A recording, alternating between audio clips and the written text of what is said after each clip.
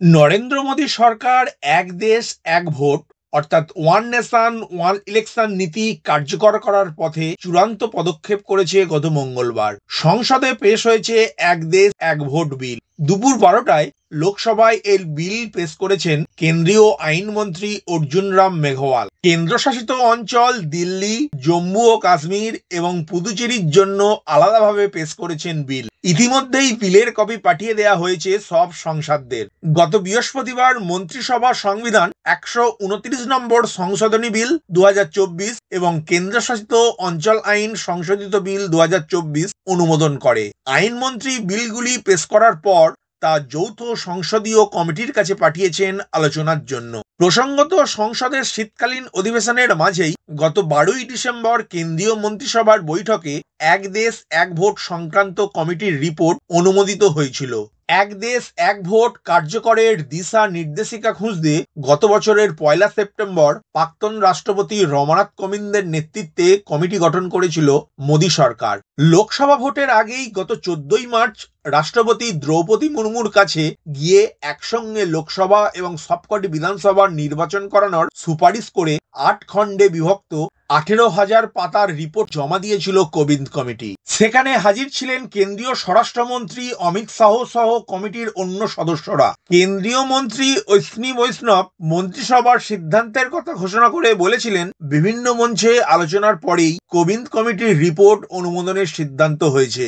অন্যদিকে কংগ্রেস সহ অন্যান্য বিরোধী দলগুলি গোড়া থেকেই এক দেশ এক ভোট পদ্ধতির সমালোচনায় মুখর। তাদের মতে এই নীতি নিয়ে মোদী সরকার ঘুরপথে আমেরিকার প্রেসিডেন্ট নির্বাচন ধাঁচের ব্যবস্থা চালু করতে চাইছে।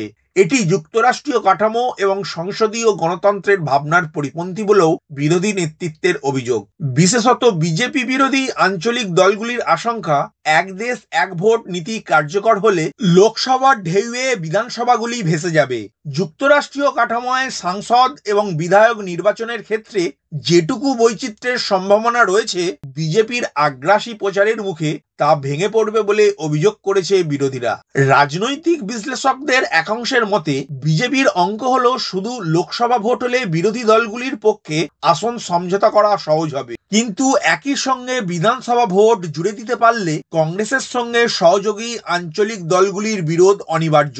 বিরোধীদের একাংশের আশঙ্কা, পরবর্তী পর্যায়ে এই নীতিতে হেঁটে রাজ্য নির্বাচন কমিশনগুলিকেও কার্যত ক্ষমতাহীন করে দিয়ে পঞ্চায়েত ভোট, পুরসভা ভোটকেও এই প্রক্রিয়ার অন্তর্ভুক্ত করা হবে। লোকসভা ভোটের সঙ্গেই সব রাজ্যের বিধানসভা ভোট সেরে ফেলার পক্ষে মোদী সরকারের যুক্তি হলো, এতে নির্বাচনের খরচ কমবে। একটি ভোটার তালিকাতেই দুটি নির্বাচন হওয়ায় সরকারি কর্মীদের তালিকা তৈরির কাজের চাপ কমবে। ভোটের আদর্শ আচরণবিধির জন্য বারবার সরকারের উন্নয়নমূলক কাজ থমকে যাবে না। নীতি আয়োগ, আইন কমিশন, নির্বাচন কমিশনও এই ভাবনাকে নীতিগতভাবে সমর্থন জানিয়েছে বলেই কেন্দ্রের যুক্তি। প্রস্তাবিত বিলে 2034 সালের পরে পর্যায়ক্রমে এই পদ্ধতি কার্যকরের কথা বলা হয়েছে। এখন প্রশ্ন হলো, একই সঙ্গে লোকসভা ও বিধানসভা নির্বাচন হলে নির্দিষ্ট মেয়াদ শেষ হওয়ার আগেই কেন্দ্রীয় সরকার বা রাজ্য সরকার পড়ে গেলে আলাদাভাবে কি নির্বাচন হবে? সব মিলিয়ে একবার নির্বাচন হবে? সেই সব প্রশ্নের উত্তর লুকিয়ে আছে এক দেশ এক নির্বাচন বিলে। কেন্দ্রীয় সরকার এবং রাজ্য সরকার মেয়াদের আগে পড়ে গেলে কি করা হবে তা নিয়ে কি প্রস্তাব দেয়া আছে এই বিলে, সেটা এখন দেখে নিন। প্রথমে আগে দেখে নিন রাজ্য সরকার পড়ে গেলে কি হবে।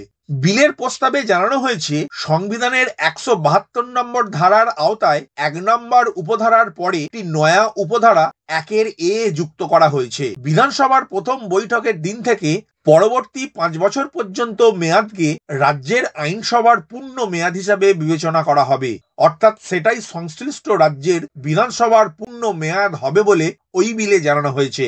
আবার সংবিধানের 172 নম্বর ধারার 2 নম্বর উপধারার পরে আরো 3টি উপধারা যোগ করার প্রস্তাব দেয়া হয়েছে। নয়া প্রস্তাব অনুযায়ী 3, 4 এবং 5 নম্বর উপধারা যুক্ত করা হবে। 172-এর 3 নম্বর ধারা অনুযায়ী পূর্ণ মেয়াদ সম্পূর্ণ হওয়ার আগেই যদি কোনো বিধানসভা ভেঙে দেওয়া হয়, তাহলে নির্ধারিত 5 বছর পূর্ণ হতে যতদিন বাকি থাকবে সেই সময়কে আনএক্সপায়ার্ড টার্ম অর্থাৎ মেয়াদ শেষ না হওয়া পর্যন্ত হিসাবে বিবেচনা করা হবে। 172 নম্বর ধারার 4 নম্বর উপধারা অনুযায়ী 5 বছরের মেয়াদ পূর্ণ হওয়ার আগেই যদি কোনো রাজ্যের বিধানসভা ভেঙে দেওয়া হয় তাহলে নির্বাচন হবে, গঠন করা হবে নয়া বিধানসভা, আর সেই নবগঠিত বিধানসভার মেয়াদ হবে আনএক্সপায়ার্ড টার্ম পর্যন্ত।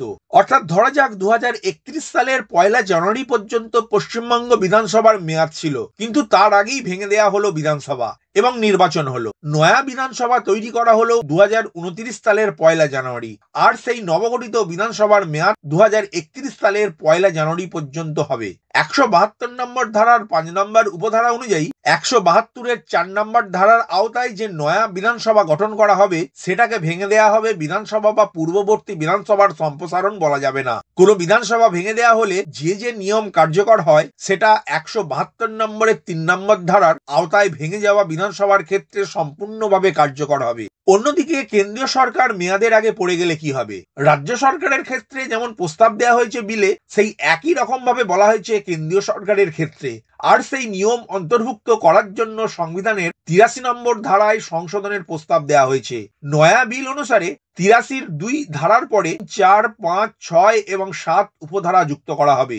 অর্থাৎ লোকসভা ভেঙে দেওয়া হলে নির্বাচন হবে, সেটাকে বলা হবে মিড টার্ম নির্বাচন। সেই মিড টার্ম নির্বাচনের পরে নতুন করে লোকসভা গঠিত হবে। সেই নবগঠিত লোকসভার মেয়াদ আনএক্সপায়ার্ড টার্ম পর্যন্ত থাকবে। ধরা যাক এক দেশ এক নির্বাচনের আওতায় নির্বাচন হয়ে লোকসভা গঠিত হলো, 2 বছরের মাথায় লোকসভা ভেঙে গেল, ফের ভোট হলো, তাহলে ওই নবগঠিত লোকসভার মেয়াদ হবে মাত্র 3 বছর। তারপর ফের আবার লোকসভা নির্বাচন হবে।